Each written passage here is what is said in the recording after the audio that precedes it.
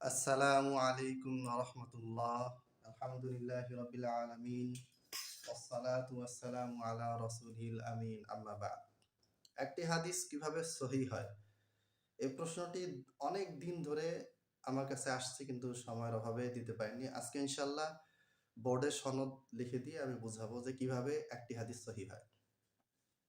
সর্বপ্রথম দেখেন, আমরা একটি সনদ লিখেছি সহিহ বুখারী থেকে। হাদ্দাসানা আব্দুল্লাহ ইবনু ইউসুফা ক্বালা আখবারানা মালিকুন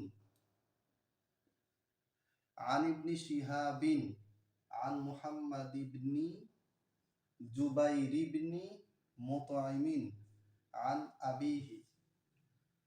এটা একটা সনদ বা হাদিস বর্ণনার সূত্র। এখন কথা হচ্ছে, ইমাম বুখারী রাহিমাহুল্লাহ বর্ণনা করেছেন কার কাছ থেকে? আব্দুল্লাহ বিন ইউসুফ হতে। আব্দুল্লাহ বিন ইউসুফ থেকে বর্ণনা করেছেন মালিক, ইমাম মালিক বর্ণনা করেছেন। ইমাম মালিক বর্ণনা করেছেন ইবনে শিহাব থেকে। ইবনে শিহাব বর্ণনা করেছেন মুহাম্মদ বিন জুবাইর থেকে। মুহাম্মদ বিন জুবাইর বিন মুতাইম থেকে। জুবাইর বিন মুতাইম বর্ণনা করেছেন তার পিতা থেকে। তার পিতা হচ্ছেন একজন সাহাবী। জুবাইর ইবনে মুতাইম তিনিও সাহাবী, তার পিতাও সাহাবী। এরপরে রাসূল সাল্লাল্লাহু আলাইহি ওয়াসাল্লাম কাছ থেকে সাহাবী হাদিসটি শুনেছেন। এখন এই যে সনদ বা সূত্রটা আপনারা দেখতে পাচ্ছেন, এই সূত্রটাতে কি এমন গুণ রয়েছে যার কারণে এটাকে আমরা সহিহ বলতে পারি।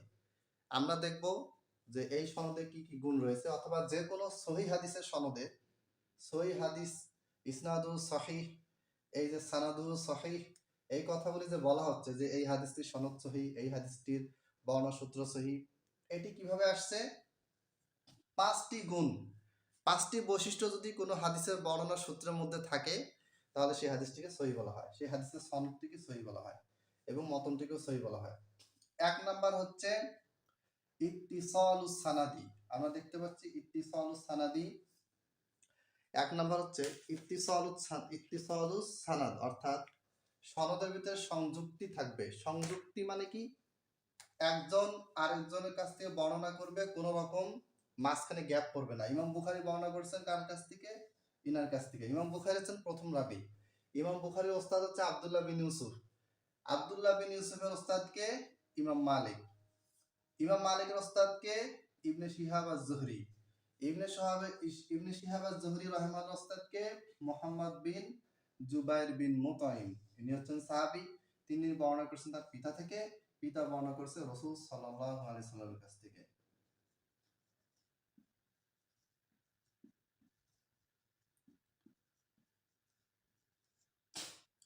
মনে রাখবেন, সাল্লাল্লাহু আলাইহি সাল্লাম কখনোই সংক্ষিপ্তভাবে লেখা যাবে না, লিখবেন না। সালাফরা লিখতো না, আমি আগে লিখতাম, এখন আমি আমার সমস্ত বইতে এটাকে সংশোধন করছি। এটা কখনোই করা উচিত নয়। তাহলে এক নাম্বার কি? ইত্তিসাল সানাদ, অর্থাৎ সূত্রে সনদের মধ্যে সংযুক্তি থাকবে। সনদের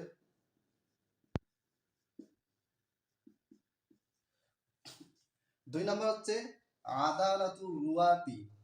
আদালাতুর,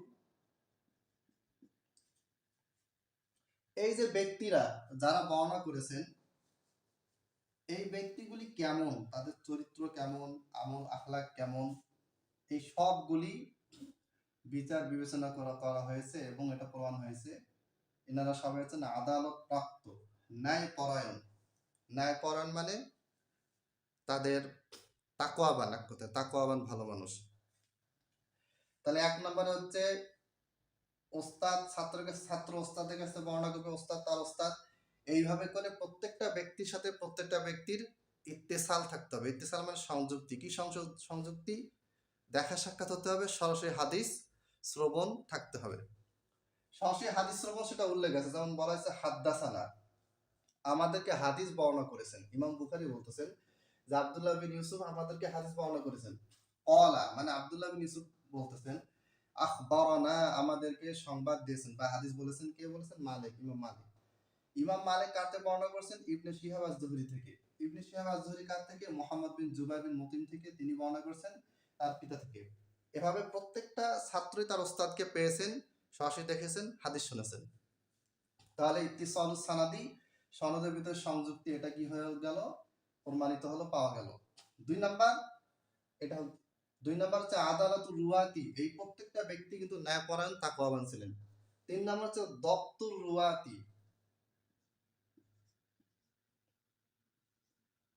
সরি আসলে লিখছে না, ভুলে গিয়েছিলাম যে কালী ভর্ণ হয়নি। যাই হোক, দপ্তুর রুয়াতি, দপ্তুর রুয়াতি মানে এই যে রাবিরা ভালো মানুষ ঠিক আছে, কিন্তু কোনো ব্যক্তি ভালো মানুষ হলে কি তার কাছ থেকে এলেম নেওয়া যাবে? ধরেন একজন রিক্সা চালক খুবই ন্যায়পরায়ণ ব্যক্তি, অথবা একজন কৃষক খুবই ন্যায়পরায়ণ ব্যক্তি, তো আপনি তার কাছে গিয়ে কি মেডিকেল পড়বেন বা ইঞ্জিনিয়ারিং বিষয় পড়বেন? পড়বেন না। কেন পড়বেন না? যে শুধু ন্যায়পরায়ণ হওয়াটাই তার কোনো একটা বিষয়, কোনো একটা শাস্ত্রে এক্সপার্ট বা দক্ষ হওয়ার জন্য কোনো প্রমাণ নয়। তাই কি হতে হবে? ন্যায়পরায়ণ হতে হবে, প্লাস ওই বিষয়ে, ওই সাবজেক্ট বা বিষয়ে তাকে দক্ষ হতে হবে, অর্থাৎ তার স্মৃতিশক্তি ভালো হতে হবে। ধরেন ইমাম বুখারী তার ওস্তাদ আব্দুল্লাহ বিন ইউসুফ থেকে হাদিসটি শুনেছেন।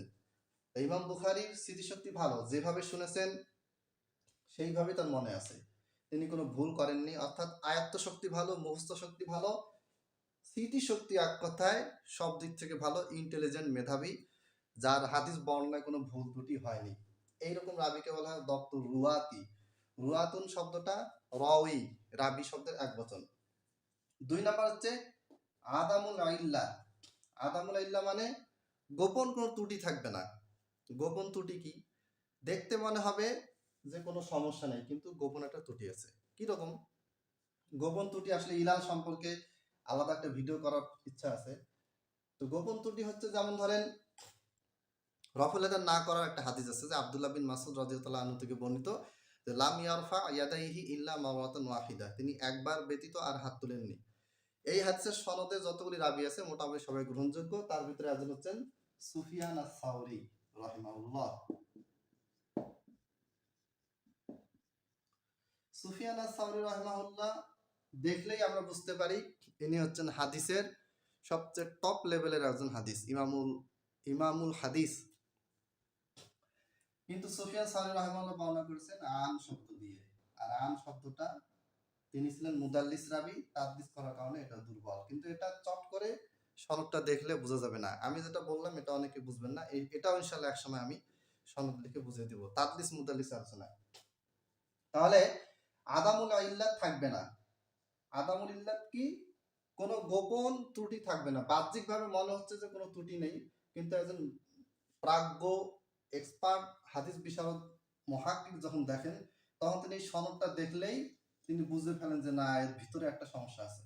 এই ভিতরে থাকা লুকায়িত কোনো সমস্যা থাকা যাবে না, এবং এই সনদে এরকম কোনো সমস্যা নেই। 3 নাম্বার হচ্ছে আদামু শুযুজ, সাতজনের বহুবচন শুযুজ। শুযুজ মানে হচ্ছে সেকা রাবির বিপরীত হওয়া যাবে না। এইখানে যতগুলি রাবি আছে, যতগুলি, এই রাবিগুলি সবাই গ্রহণযোগ্য। এই গ্রহণযোগ্য রাবিদের বিপরীতে এদের চাইতে বেশি গ্রহণযোগ্য কোনো হাদিস, কোন রাবির বর্ণিত হাদিসের বিপরীতে এই সনদটি যায়নি, বা এই সনদের বর্ণিত হাদিসটার বিপরীতে অন্য কোনো হাদিস পাওয়া যায় না যেই হাদিসের রাবিরা এই হাদিসের রাবিদের চাইতে, এই যে রাবি যাদেরকে লিখেছি তাদের চাইতে তারা বেশি দক্ষ। অর্থাৎ একটা ছেলে পরীক্ষায় 100 ভিতরে পেয়েছে 98, আর একটা ছেলে পরীক্ষা পেয়েছে 100 ভিতরে 100। এখন 100 ভিতরে 100 পাওয়া রাবিকে বলা হচ্ছে বেশি গ্রহণযোগ্য, আওসাক। আর 100 ভিতরে 99 যে পেয়েছে বা 98 যে পেয়েছে তাকে বলছে সেকা, গ্রহণযোগ্য। এই সেকা রাবি একটা হাদিস বর্ণনা করলেন, আর আওসাক যে 100 ভিতরে 100 পেয়েছে সে আরেকটা হাদিস বর্ণনা করেছে। দুইটা হাদিস কম্পেয়ার করে দেখা যাচ্ছে যে দুইটারই কথা পরস্পর বিরোধী। তো পরস্পর বিরোধী যদি হয় তাহলে সেক্ষেত্রে কি হবে? যে 100 ভিতরে 98 পেয়েছে তার হাদিসটা বাতিল হবে, ওটা সাজ হাদিস হবে। আর যে 100 ভিতরে 100 পেয়েছে তার হাদিসটা কি হবে? গ্রহণযোগ্য হবে। এটাকে বলা হচ্ছে সুজুজ, আদামু সুজুজ। কোন রকম সাজ বা সুজুজ থাকবে না। অর্থাৎ এই সেকা গ্রহণযোগ্য রাবিরা যে হাদিসটা বর্ণনা করেছেন, সেই বর্ণিত হাদিসটা এই সেকা রাবিদের চাইতে অন্যান্য অধিক, এনাদের চাইতে বেশি গ্রহণযোগ্য কোনো রাবির বর্ণিত হাদিসের বিপরীত হবে না। তাহলে আমরা এই 5টি গুণ বা বৈশিষ্ট্য আমরা দেখতে পেলাম। এই 5টি গুণ বা বৈশিষ্ট্য কোনো হাদিসে যদি থাকে, এটা বুখারী সনদ, বুখারীতে থাকতে পারে, মুসলিমে থাকতে পারে, যে কোনো হাদিস গ্রন্থে এই 5টি শর্ত যদি পাওয়া যায় তাহলে সেই হাদিসটি সহিহ, এতে কোনো সন্দেহ নেই, এ ব্যাপারে সবাই একমত। আর আদামুল ইল্লা, আদামুল শুযুজ, দপ্তর রুয়াত, আদালতুর রুয়াত, এই জিনিসগুলি আবার সবগুলি বোঝার জন্য আমাদেরকে আলাদাভাবে ভিডিওতে আসতে হবে। আমি যে আলোচনা করলাম এটা যে কোনো বইতে পাবেন, তাদরিবুর রাবি, তাইসিরুল মুস্তালাহিল হাদিস, মিনাতিয়াবিল মানহি, যে কোনো উসুলে হাদিসের বইতে এই ধরনের এই শর্তগুলি পাবেন, আলোচনাগুলি পাবেন। তাহলে আশা করি বুঝতে পেরেছেন। আসসালামু আলাইকুম ওয়া রাহমাতুল্লাহি ওয়া বারাকাতুহু।